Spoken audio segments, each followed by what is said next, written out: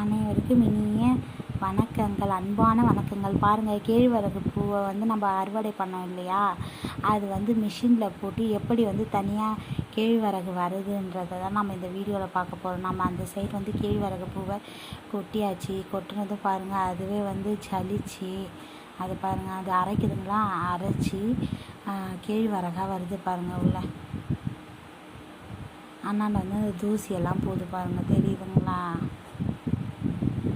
அதுதான் நம்ம எடுத்துகிட்டு வந்த கேழ்வரகை ஜலிக்கணும். ஜலிச்சு புடச்சி தூற்றி வைக்க வேணும். தூற்றுறதுக்கு கூட அந்த மிஷின்லேயே தூற்றியாச்சு. இது ரொம்ப பெரிய வேலை.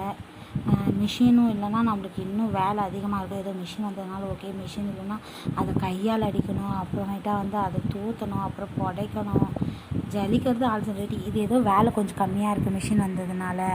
அதுதான் இதோ பாருங்கள், ஃபஸ்ட்டு ஜலித்தது, அப்புறமேட்டா இன்னும் கொஞ்சம் ஜலிச்சிட்ருக்கு. அப்புறமேட்டா 1-2 தூசிலாம் இருக்கும் இல்லையா, அதனால் ஜலிச்சு அப்புறமேட்டா புடைக்கணும். வானமும் பாருங்கள், இப்போ தான் நல்ல வெயில் வருது. ஸோ வெயில் காஞ்சதுன்னா நல்லா ஒரே நல்ல வேலை முடிஞ்சிடும். காய வச்சு எடுத்து வச்சுட்டா நல்லது தானே. அதான் அதை பாருங்கள், தூத்துறது பாருங்கள். இதுதான், இதில் ஏதாவது தூசி கீசி இருந்தால் எல்லாம் பறந்து போயிடும். அதை பாருங்கள், அங்கேயும் நெல்லெல்லாம் வெயில் வந்துச்சுன்னு சொல்லிட்டு அவங்களும் அந்த வீட்டில் நெல்லெல்லாம் காய வச்சிட்டு இருந்தாங்க. அவ்வளோதாங்க. இந்த வீடியோ உங்களுக்கு பிடிச்சிருந்தா மறக்காமல் நம்ம சேனல் லைக் பண்ணுங்கள். அதை பாருங்கள், வெயில் வந்தாச்சு. நாங்களும் எல்லா வேலையும் முடிச்சுட்டு கூட ஓடிட்டோம். உடச்சி தூற்றி எல்லாம் பண்ணி வெயில் காய்ஞ்சி சாயந்தரமாக அள்ளி வைக்க வேண்டியது தான்.